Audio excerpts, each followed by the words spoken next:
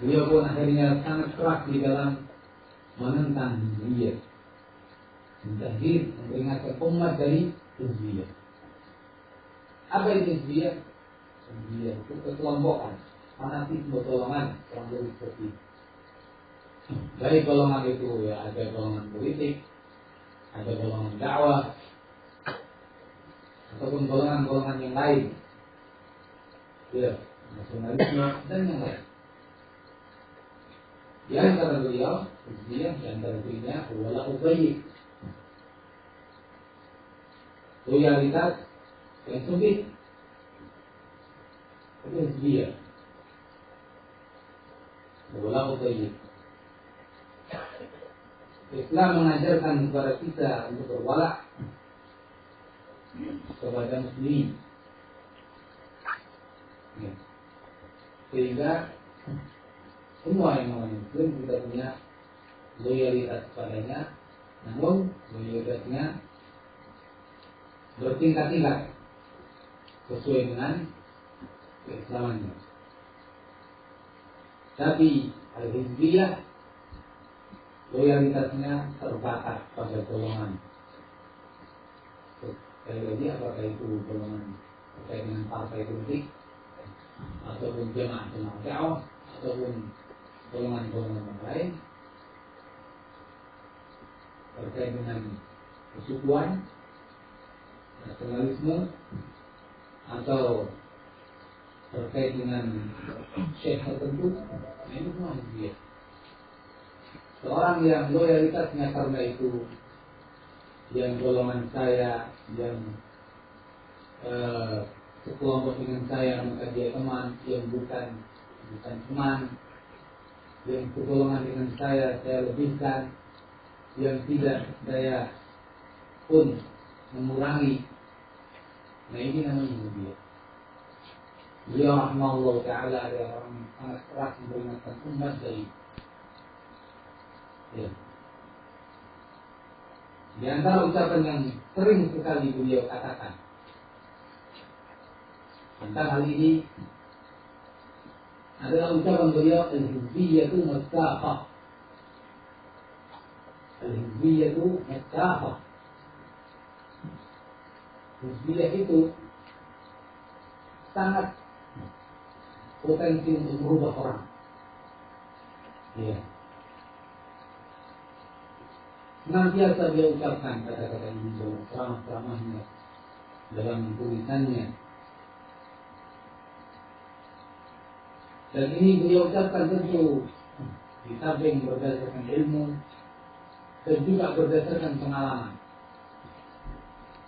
Karena beliau melihat ketika seseorang masuk di dalam hizbiyah, maka yang tadinya dia sebagai orang yang baik dalam ilmunya, dalam amalnya, ternyata tiba-tiba berubah.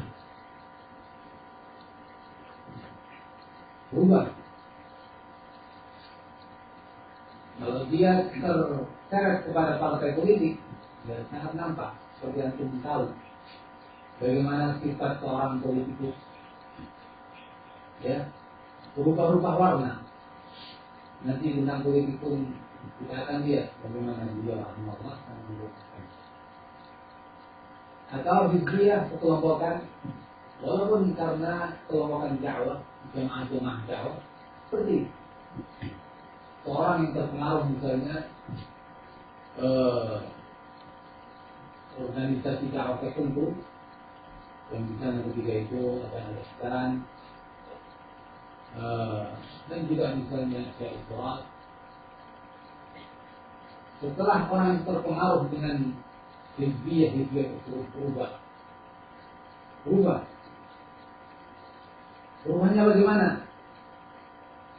Berubahnya dalam banyak hal. Dalam sikapnya terhadap para ulama, yang tadinya menghormati para ulama, akhirnya tidak menghormati atau kurang menghormati para ulama. Yang tadinya semangat dakwahnya karena Allah Azza wa Jalla, sekarang ada ketergantungan dengan uang karena banyak hizbiyah, ya. menyangkut orang dengan uang, mengait orang dengan uang, sehingga dakwahnya pun tergantung dengan itu.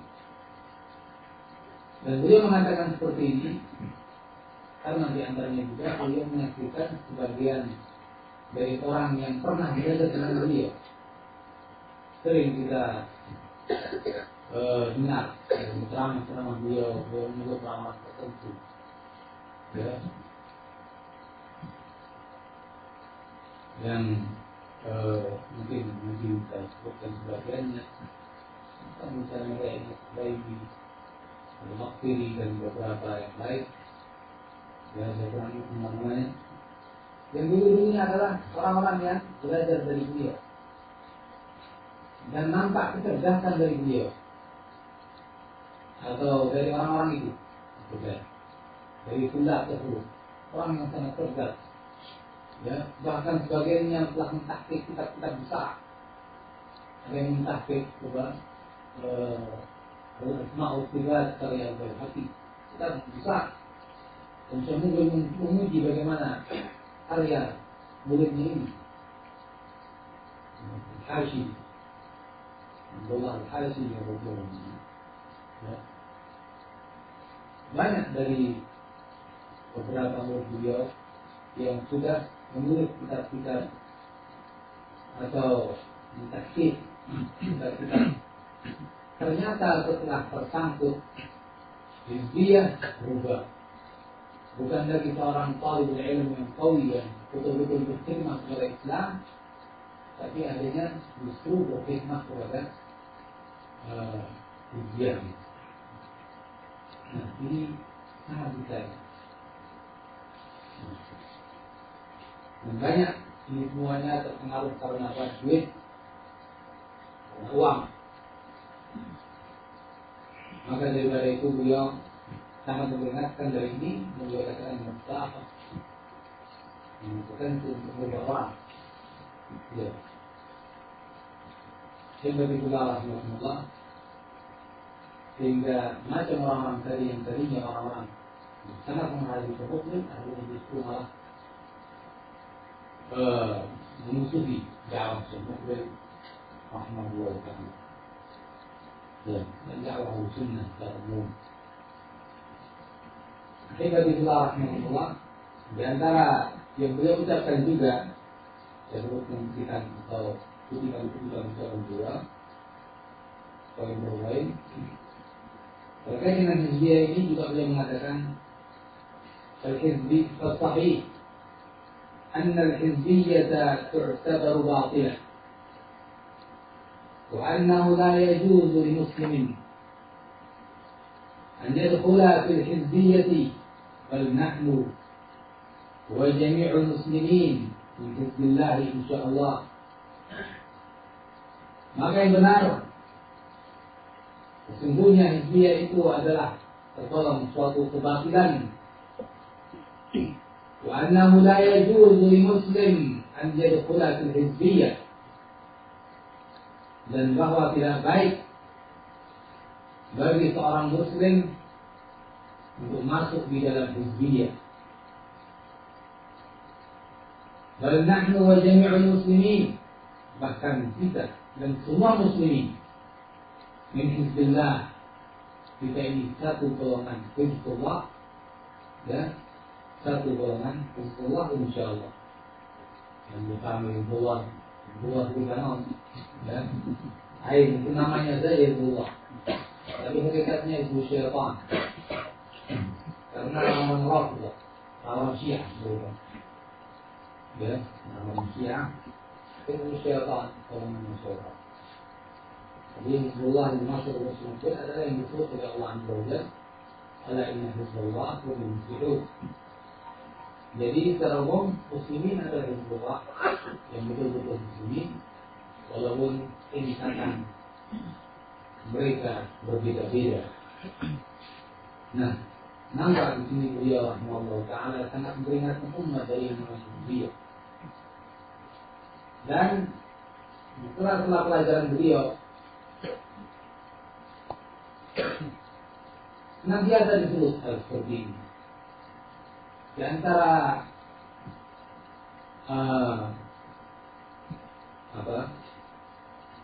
metode pengajaran beliau, belajar mengajarnya, yang ini adalah ciri khas beliau.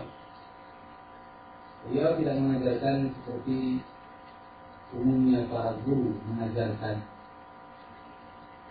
membaca satu bab satu persatu kadang selama 1 jam, misalnya ibu menerangkan, ibu mendengarkan dan selesai. Seperti dokter mengajar kuliah misalnya, ya selesai tinggal. Bukan, mungkin tidak seperti itu mengajar.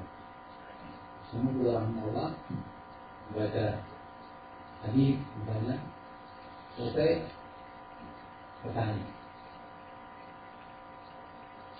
Sangat banyak pertanyaan pada pelajaran beliau. Untuk bulan, ya, dari Indonesia, dari mana lagi, Somalia, atau yang dari Yaman, satu persatu yang beliau maukan. Atau yang mau ngasih faedah, sehingga pelajaran beliau itu hidup. Tidak ada yang mendengarkan saja sampai kebablasan, tidak ada.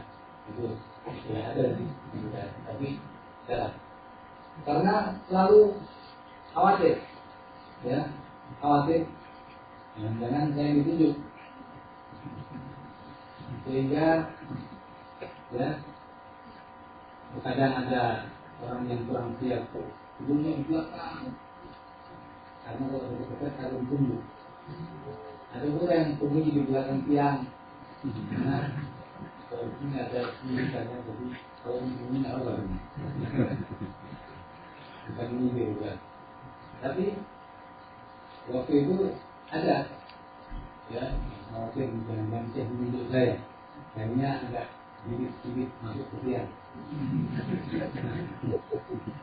Ya itu sangat disaksikan dalam metode pengajaran dulu.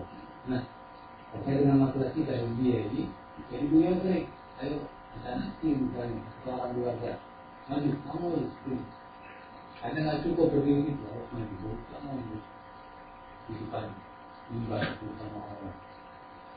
Mereka tidak dengan dia, asal mengolah semua.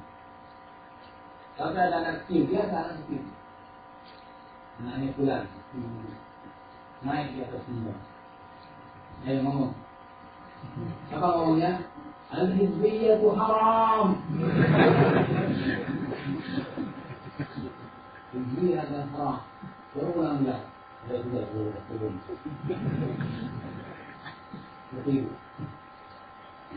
Sampai sering sekali. Nanti berapa lagi? Nah, itu lagi ngomong gitu lagi. Sering sekali. Jadi hal yang seperti itu kita diulang semua, ya, sampai anak kecil, nah itu memahami hukum dia, karena tadi jadi sangat ditekan kemudian. Tapi tentunya satu hal yang sangat penting di sini kita ketahui bahwa ketika mentakdir dari suatu dia adalah dengan pemahaman yang benar, ya. Kadang sekarang gampang-gampang dulu, tapi dengan pemahaman yang naud. Semua itu tidak seperti itu. Semua Allah Allah ketika menyebutkan bulan bumi atau keselamatan bagi dia, dia tentu ilmu dan semuanya benar-benar alasan-alasan dia. Kalau terlihat yang kita bicara dengan umum, ya, jadi ditekankan dia Allah secara umum yang namanya dia bukan sifat. Masalah ini siapa dan siapa.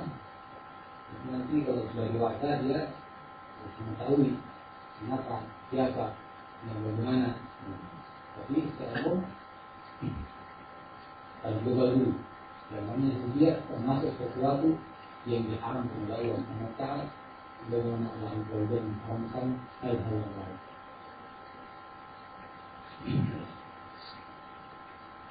Dan mungkin khusus masalah ini, yang lain khusus lagi tentang hidup spiritual untuk baiknya. Ini lebih banyak lagi. Ada bagian yang mungkin paling banyak, bukan paling banyak, termasuk banyak bagian dari semut dia spiritual ini. Dan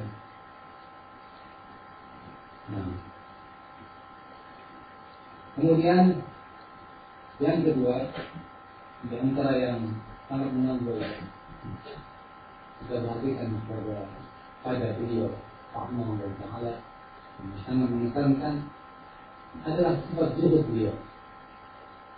Sifat zuhud beliau. Beliau Rahimahullah Ta'ala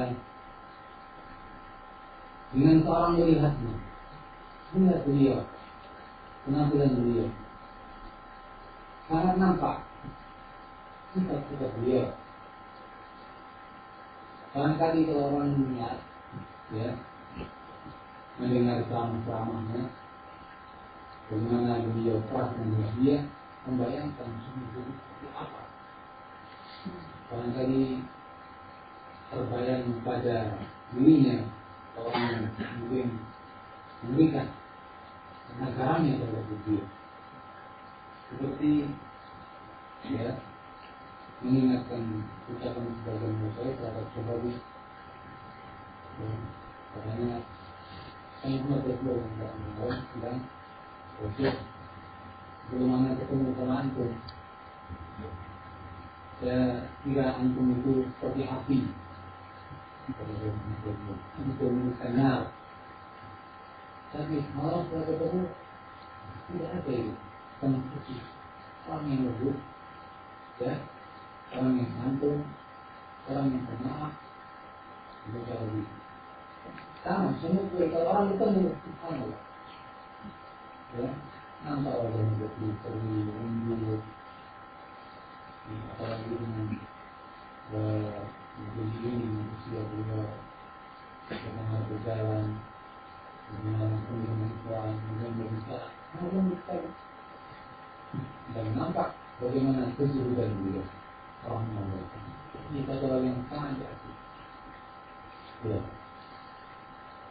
Sebagian bahkan ketika saya di Madinah, di Madinah, sebagian dosen yang pernah mengalami keberadaan Syekh Mukbil di Madinah, karena Syekh Mukbil dulu di mana? Jamiah Islamiyah di Madinah, Jamiah Sultan Madinah. Ya. Nah, yang salah satu orang yang menjadi dosen yang dulu ada sempat berjumpa dengan masa-masa tertentu ketika di Jami. Sampai kepada saya, dia ngomong, waktu itu bisa kembali ya, ngomong dia kembali. Saya kalau melihat semua itu mengingatkan masa-masa tadi, mengingatkan zaman tadi. Sebagai itulah Rasulullah, orang seperti beliau, kalau ingin mencari dunia, sangat mudah. Karena beliau punya apa? Punya pengikut yang sangat banyak. Sekarang kalau mau dunia dengan mudah, cari pengikut dulu, mungkin jadi kiai dulu, nanti akan banyak yang melamar. Siapa yang melamar? Ya, dia tadi. Partai-partai itu akan melamar dia. Ya, ini apa? Buat mobil, buat uang, buat ini dan itu. Dengan harapan apa? Ya, nanti semuanya akan memilih bulan yang menjadi pokok. Itu kalau yang semua kita tahu. Ini yang baru kelas kiai desa mungkin sudah dapat macam-macam. Apalagi seperti Syekh Mukbil Rahimahullah, ya, yang dia mensuaranya seperti itu, dia negeri bakar ya, di dunia. Kalau beliau ingin mencari duit dengan itu sangat mudah, tapi itu tentu tidak dilakukan oleh beliau karena itu haram. Ya.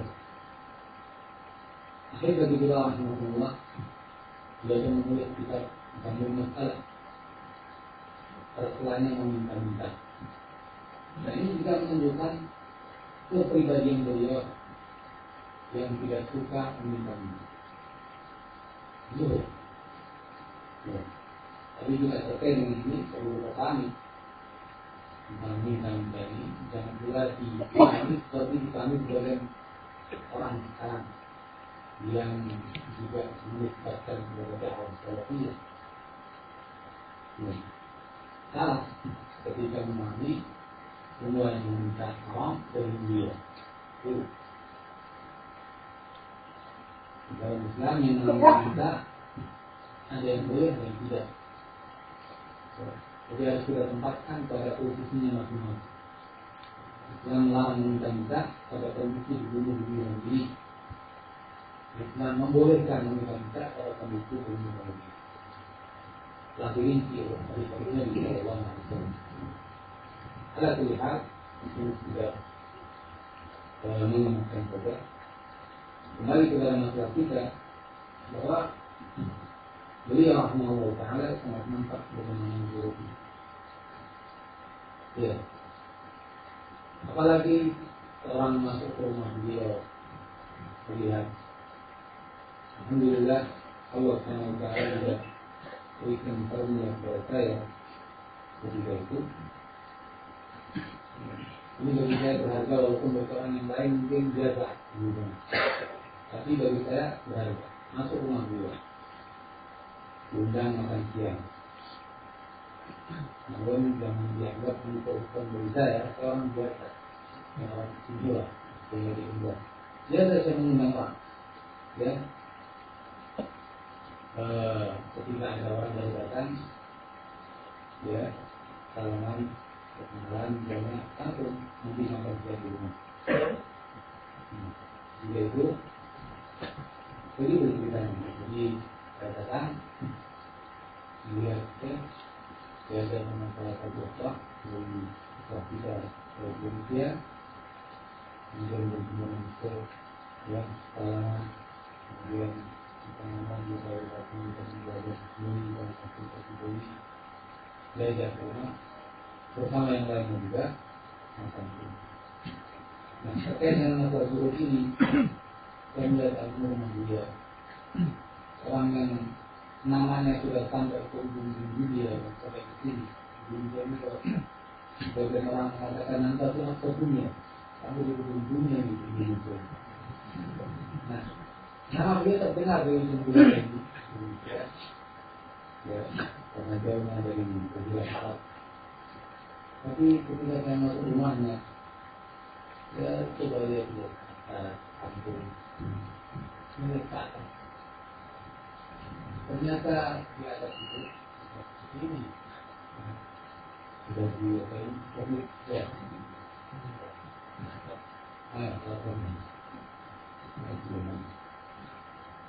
Ternyata itu rumahnya atapnya apa? Ranting pohon. Ya, ranting pohon itu dijaga. Ya, itu nama sekali rantingnya. Dikasih kayu, ditutup kayu bukan? Ranting pohon. Kemudian di atas. Sudah itu rumahnya dia. Di atasnya lotengnya itu seperti ini. Ya.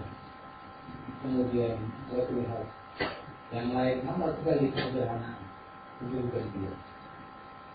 Ya, padahal sekali lagi kalau dia ingin ya membangun suatu istana mencari duit tentu ya itu cara akal kita, pengalaman kita melihat orang-orang sangat mudah. Jadi itu tidak dilakukan. Rumahnya seperti itu. Kalau ruangan yang sekian meter, lebarnya, ruangannya terjadi seperti ini. Tempat minumnya, ya. Jangan dianggap seperti yang punya kita. Mungkin paling miskinnya kita, ekonya ini masih lebih bagus dari punya chef. Paling miskinnya kita, ya, lebih bagus dari punya chef. Maksimal berapa? Yang memang Ya, kalau kurang percaya, ceritanya sudah kemudian rahmatullah. Bila di antara hal yang menunjukkan buruknya beliau rahmatullah, masing-masing balik siswa atau santri yang berada di sana, mungkin masing-masing punya pengalaman sendiri. Kalau ditanya antum yang antum tahu tentang buruknya semua itu seperti apa? Masing-masing mungkin punya cerita bagaimana buruknya. Jadi kalau buku-buku biografi dia pun mungkin masing-masing cerita pengalaman pribadi. Di antara buruknya beliau tidak pernah meminta dari cetakan karya-karya buku beliau. Ya. Padahal itu suatu yang boleh dan halal. Bahkan Syekh Al-Albani rahimahullah mengatakan al-atyabul makasib, termasuk penghasilan yang terbaik, penghasilan yang halal yang terbaik. Misalnya orang memilih buku kemudian ada itu dari uang apa dari kegiatan itu. Tentunya ketika dia buku dan ketika dia menyebarkan bukan cuma tentang dunia lain kalau tentang dunia, tapi dia mulai untuk apa? Salah satu cara dari cara yang dilakukan yaitu menunjukkan membuat ilmu, kemudian setelah itu dicetak, kemudian setelah itu dapat uang. Ini kata syarikat rahimahullah dia ditanya minta dia itu bisa termasuk penghasilan yang terbaik halal. Nah, namun demikian Syekh rahimahullah tidak pernah mau menerima. Padahal kalau kita hitung karya Syekh rahimahullah yang dicetak itu banyak dan buku-buku besar, barangkali yang hidup di dunia percetakan bisa menghitung ya, kalau buku 100 halaman untungnya berapa per sebelah dan 1 halaman semakin besar bukunya mungkin semakin besar untungnya. Saya membuat bukunya sudah berjilid-jilid ya, dan sekian banyak karya beliau. Kalau dihitung secara keuntungan materi banyak, tapi ternyata beliau nggak pernah mau membeli. Kalau diberi dia bukan ditolak, ditolak sana dulu. Ini nggak menerima langsung. Itu kalau ada memberikan langsung ke tulang tadi. Mungkin tadi bagian robot atau dia itu untuk tulang bagian. Aku nggak masuk ke kantong. Ini menunjukkan apa? Menunjukkan keburukan yang tinggi. Belum lagi berbagai apa yang beliau miliki. Beliau persilakan tadi atau salib untuk makainya. Ini bagi pelajaran kedua. Seperti yang saya katakan tentang keburukan beliau Allah Taala, satu hal yang sama-sama diketahui. Tidak akan mengingkari tentang keburukan beliau. Ya. Kecuali mungkin musuh-musuh yang menuduh beliau dengan tujuan-tujuan bahwa dia hendak menikah, biasa. Orang-orang bicara tentang dia tentang Khawarij, ya, mereka menuduh apa? Hendak menikah. Ada yang pernah ketemu, pernah berbicara bilang menikah, ya. Tapi itu seperti kalau terlihat itu tujuan yang palsu dan keperluan yang Alhamdulillah rahmatullah. Berikutnya pesan yang lain yang saya dapatkan dari beliau rahmatullah taala. Beliau punya tarbiyah rabbaniyah, metode pendidikan tarbiyah rabbaniyah.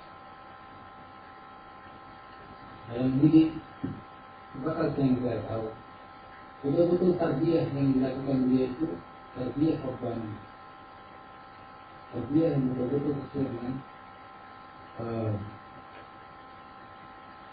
secara umum ajaran agama Islam dan tujuan daripada tujuan agama Islam.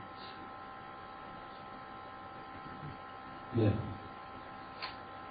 Kalau masalah metodenya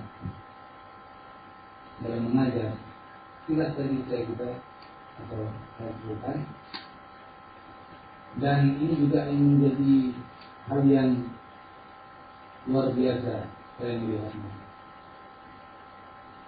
Ya. Seorang guru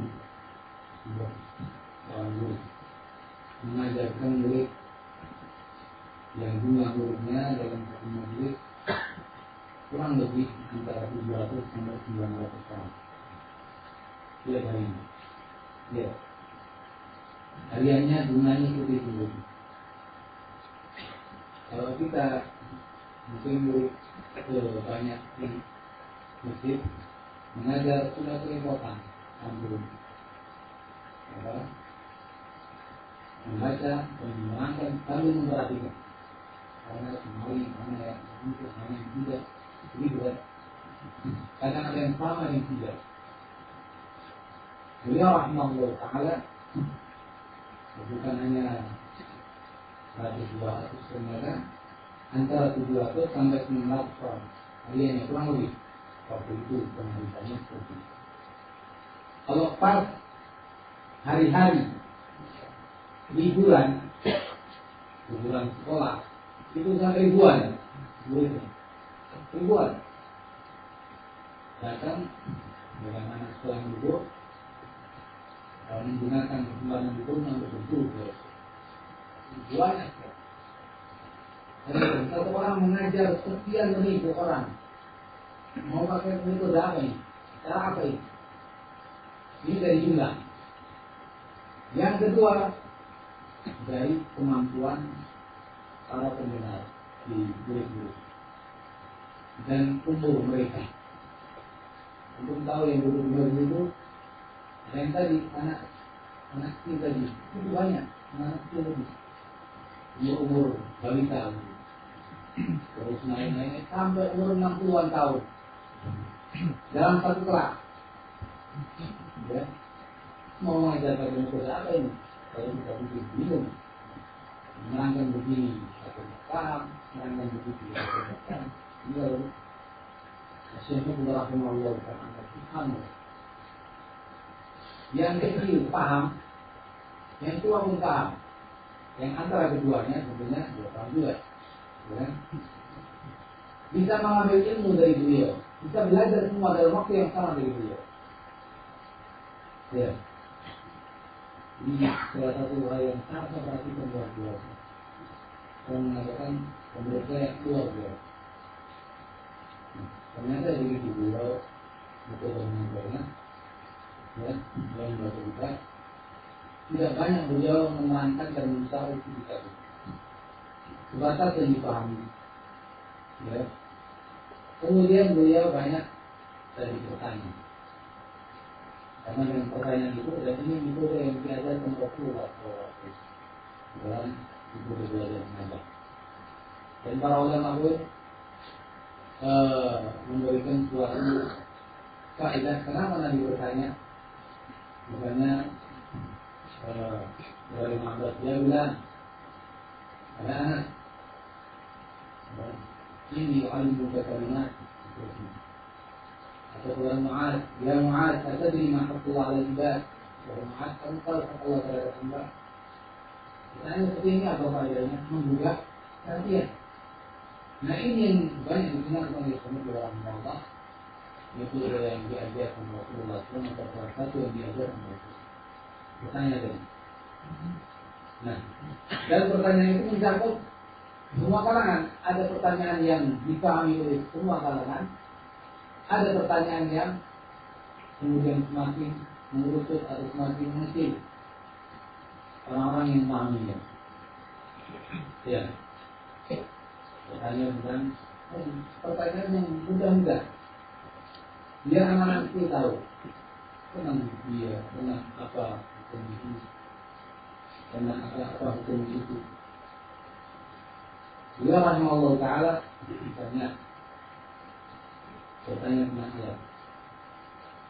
Ayat disebutkan salah satu dari ayat-ayat Al-Quran. Ya, mungkin bagian belum boleh, tapi saya melihat bukan perlu. Ini perlu kita tulis. Ini perlu kita ambil pelajaran dari ini. Saya menyebutkan satu ayat misalnya dari ayat-ayat Al-Quran. Ambil depannya. Di surat apa ayat ini? Itu apa? Jangan dia kalau dia dan tidak menduga kalau dia mau. Ini pertanyaan tentang ayat. Kalau Tuhan begini, ya ini menjadi Tuhan atau Tuhan. Tuhan, taal, ya indah Tuhan. Mana yang kira-kira umurnya mencapai apalagi ini? Tidak boleh tanya misalnya anak kecil, ditanya murid, tidak. Karena pertanyaan-pertanyaan itu bukan maksudnya untuk melemahkan dia, tapi untuk apa? Mengingatkan apa yang dia pernah tahu. Maka dia bertanya, beliau mau bertanya kepada orang-orang sesuai dengan kapasitas orang. Ini betul-betul yang juga. Surat-surat yang kira-kira dia apa? Ini surat apa? Ya. Banyak paham? Iblis. Lain, ingat. Hadis tidak seperti itu. Hadis fulan, hadis al-fulani. Maksudnya innamal a'malu binniyat. Ini soal. Indah fulan, maju. Siapa sahabatnya? Siapa yang meriwayatkannya? Ya, maka kalau nggak paham, gampang saja orang namanya murid macam-macam ya. Yang meriwayatkan Ahmad. Ya. Kenapa? Karena Imam Ahmad pun bukunya besar. Ya. Jadi kalau ada skrip, yang patut saja ke buku yang besar. Saya kan tahu betul. Ya. Ada orang Muslim, mana yang Muslim?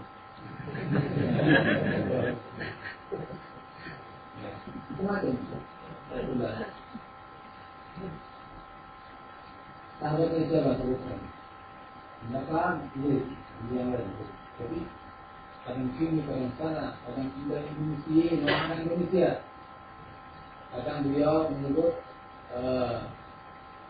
orang-orang yang di bawah umur 10 tahun, hingga abna, asrat sinin.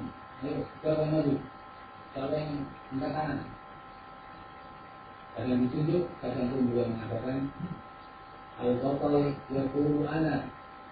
Dan kalau dia batal, itu pahlawan dia katakan. Orang mengatakan saya, ditunjuk terus. Ayo, yang berani, katakan saya. Nah, ini harusnya membuka. Kadang pertanyaan nahu. Ya, Dhahaba Muhammadun ila sufi. Ta'al Muhammad Nirobna apa? Pertama-tama sesuai dengan apa sebetulnya. Kalau beliau sudah mengatakan ini soal kabir, kemudian sah, dan ini yang mulai orang tertentu yang harus mikir, mulai orang tertentu, mulai sana sini. Nah, dengan metode seperti itu, semua orang akhirnya hidup dalam belajar mengajar. Semua orang bisa memanfaat. Yang besar, yang kecil, yang tua, yang muda, semuanya bisa belajar dari dia. Rahmat belajar. Pelajaran hafalan, ya. Saya Bukhari, pelajaran saya Bukhari. Ini hafal hadis tersebut dengan sanadnya. Orang ribuan bagaimana ini pelajaran hafalan. Ya, yang penting masing-masing membaca dengan Allah Taala. Ya, hafal dengan itu. Seorang tahu dengan mujtahid akan menghafal. Ya, seorang yang asal-asalan ya tidak menghafal atau hanya pura-pura saja. Tapi beliau mungkin bagaimana mereka tidak menyepelekan, ya, dan mereka terus tertunduk di hafalan. Setiap pelajaran diminta ayo. Dalam hadis, ya, hingga Somaliin, orang Somalia berdiri semua baca hadisnya. Allah Imam Bukhari haddatsana fulan, qala haddatsana fulan. Semua berdiri yang dari Somalia. Hingga Hadarin, orang Hadramaut berdiri semua. Allah haddatsana fulan. Jadi walaupun ribuan selesai. Kalau ada yang main-main, dia bercerita sama yang lain. Ya kan? Kemudian di suatu sana kan ada teman-teman yang kita dia. Kamu orang Hadramaut, ini orang ini. Kalau di awal, yang berdiri, ya jangan bunga. Jangan set, ya, jangan dasar 10 dulu. Jangan 10. Periksa kita.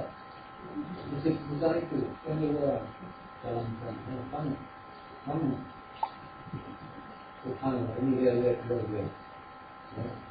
Jadi dengan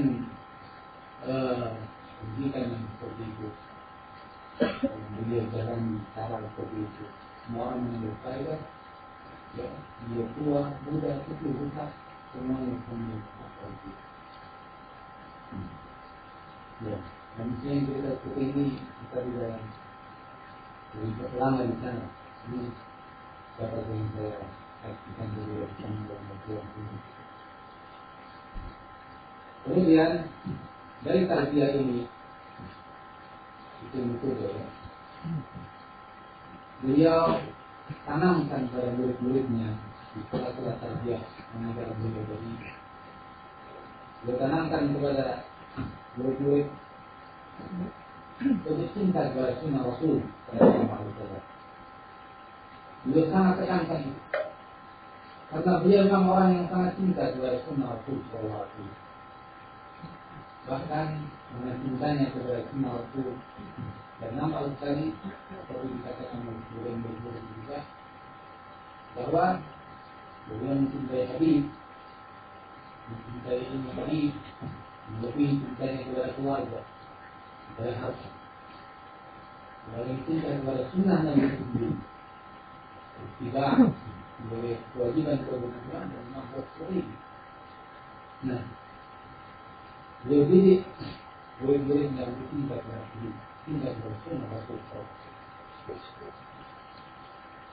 Hal itu nampak sekali dari misalnya pelajaran-pelajaran yang beliau sampaikan. Pelajaran yang beliau sampaikan misalnya senantiasa terkait dengan hadis dan sangat memperhatikan hadis. Yang diajarkan seperti yang tadi kita sebut, ya, Sahih Al-Bukhari, Sahih Muslim, Mustadrak Al-Hakim, Sahih Al-Bukhari yang memuat sekian banyak hadis, dan buku-buku beliau yang juga penulisannya seperti itu, seperti Al-Jami' Sahih Al-Bukhari, Sahih Al-Musnad, kemudian Kitab Syafa'ah dan kitab-kitab yang lain. Beliau senantiasa mengajarkan kitab-kitab beliau tersebut. Kita ini. Bagian buku-buku beliau yang buku beliau tulis kebanyakan dengan cara seperti ini, dengan cara mutaqaddimi. Kalau sekarang kebanyakan para penulis mengambil hadis Nabi Sallallahu Alaihi Wasallam dengan disederhanakan, yaitu disebutkan sahabatnya dan rawinya saja. Karena sahabatnya pun juga yang disebutkan. Ini boleh saja. Dan kebanyakan penulis sekarang menulis seperti itu dengan apa? Pertimbangan apa? Dengan pertimbangan karena sekarang orang-orang ini yang simpel, sederhana, membaca saja mungkin berat. Ini juga mudah biar mereka membaca begitu. Tapi semua benar rahmat Allah. Beliau menulis hadis itu mulai dari Qala Al-Bukhari mengatakan haddatsana fulan qala an haddatsana fulan an fulan terus saja. Karena dia buku ya. Itu dari buku-buku dia kebanyakan seperti itu. Tapi kalau buku yang dari kaset Itu tidak boleh. Nah, ini semuanya menunjukkan bahwa cintanya beliau kepada Nabi SAW. Ini dari juga rahmatullah. Dan dalam pelajaran-pelajaran beliau, seperti yang tadi saya katakan, sangat ditekankan tadi cinta kepada hadis, kepada ulama hadis. Karena setiap satu hadis misalnya tidak dilakukan begitu saja orang belajar. Walaupun membaca tafsir Ibnu Katsir dengan judulnya itu kan tafsir, pelajaran tafsir. Ya. Tapi beliau, rahimahullah taala, tidak kemudian melewatkan begitu saja hadis-hadis dan sanad-sanadnya juga. Bahkan pelajaran tafsir Ibnu Katsir itu seperti pelajaran hadis. Lepas hadis disebutkan rawi fulan, Muhammad bin Bashar misalnya. Siapa Muhammad bin Bashar ini? Kamu? Saya lihat. Julukan siapa? Derajatnya bagaimana? Kuat, lemah, fiqh, dhaif. Kuat lagi siapa? Ya. Muhammad bin Ja'far. Siapa yang Muhammad bin Ja'far? Membaca tafsir Ibnu Katsir, ya, hadis diperhatikan semuanya. Nah, ini semuanya untuk mendidik kita supaya mencintai hadis Nabi Sallallahu Alaihi Wasallam, supaya menghargai para ulama, supaya mengetahui siapa para ulama yang membawa hadis Nabi Sallallahu Alaihi Wasallam. Nah, ini sangat menonjol. Dan sesuatu yang tidak boleh sekali sangat menonjol pada beliau rahimahullah ta'ala. Kemudian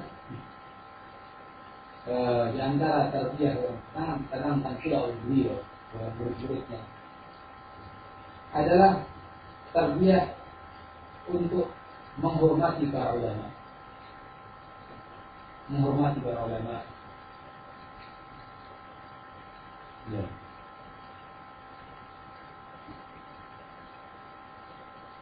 Walaupun beliau itu seorang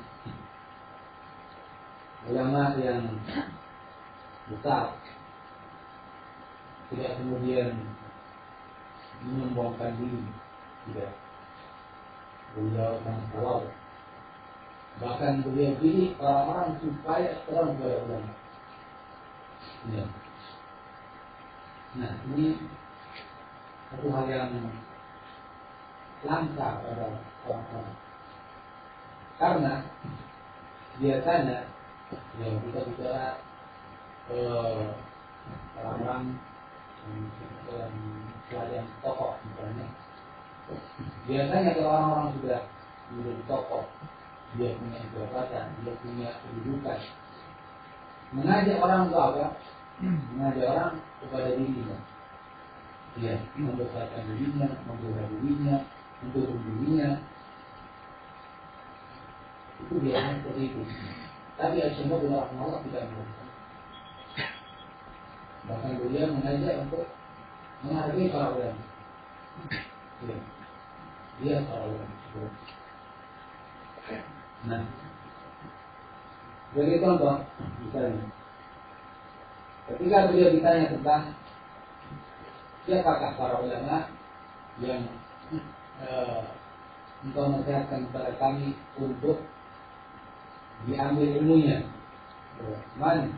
Ketika itu pertanyaan ulama-ulama sekarang. Belum ya, dan bulan-bulan ini yang dari itu juga orang yang ketika itu, nah ini sebagian dari yang tidak ini bulan-bulan ini dari mana tertawa. Tapi poin-poin yang saya lihat itu saya melihat langsung dan itu hanya satu. Ada ukuran-ukuran terkadang dari video-video. Nah, ini sebuah pertanyaan diajukan kepada beliau. Man min ulama Saudiyah tansahuna bil akhli anhum. Siapakah ulama-ulama Saudi Arabia yang kau nasihatkan kepada kami untuk kita ambil ilmu dari mereka? Apa jawab beliau? Amal dari ansau bil ahli anhum. Adapun yang saya nasihatkan untuk kalian ambil ilmu darinya. Walladzina a'rifuhum, dan yang ku ketahui, kenal mereka. Qaumus Syekh Abdul Aziz bin Baz hafizahullah taala. Hafizahullah. Ya. Mereka adalah pertama Syekh Abdul Aziz bin Baz hafizahullah taala. Semoga Allah menjaganya. والشيخ محمد بن صالح بن عثيمين حفظه الله dan Syekh Muhammad bin Saleh Al-Utsaimin semoga Allah menjaganya. Syekh Rabi' bin Hadi hafizahullah dan Syekh Rabi' bin Hadi semoga Allah menjaganya. Syekh Abdul Muhsin Al-Abbad hafizahullah dan Syekh Abdul Muhsin Al-Abbad semoga Allah menjaganya. Syekh Saleh Al-Fauzan hafizahullah dan Syekh Saleh Al-Fauzan semoga Allah menjaganya. Madhkur bil khair wa in kuntu la a'rifu. Beliau disebutkan kepada saya adalah ulama yang baik walaupun saya tidak mengenal langsung. Yumkinu an tastanfih Syekh Abdul Baz, dan mungkin kalian engkau minta nasihat kepada Syekh bin Baz li'annahu a'lam wa ana ba'idu 'ahdin tilka bilad, karena beliau orang yang lebih tahu dan saya sendiri sudah lama tidak tahu yang ada. Kita bisa merasakan bagaimana jauh menghormati beliau sendiri dalam menyebut para ulama, mendoakan para ulama, menyebut syekh fulan. Nah, ya, para ulama yang memanggil untuk belajar dari mereka. Para ulama. Kesempatan yang lain boleh menyebutkan Syekh Nasiruddin Al-Albani juga belajar dari Syekh Muhammad Nasiruddin Al-Albani. Allah Taala. Nah, nanti akan Allah. Jika saya dengan para ulama, menurut ulama-ulama mengambil ilmu dari ulama-ulama tersebut. Nah, bukan itulah alhamdulillah. Nah, ini mendidik anak-anak didik supaya apa? Supaya mengerti siapa ulama dan supaya menghormati mereka dan mengambil ilmu dari orang-orang yang semacam itu. Beliau Rahimahullah Ta'ala tidak mengajak orang untuk semata-mata saya saja. Ya, bertanya-tanya kepada saya, sehingga murid itu tahunya beliau saja tidak. Bahkan beliau mengenalkan para ulama yang di mata beliau, apalagi ulama sebelum masa-masa beliau. Jadi para ucapan ini terdahulu umat ini. Saya bagi kita Alhamdulillah. Nah, ini sangat penting. Sangat lagi.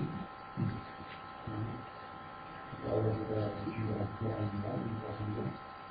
karena saya waktu ini dengan lebih baik dan kita mau yang akan lebih baik dan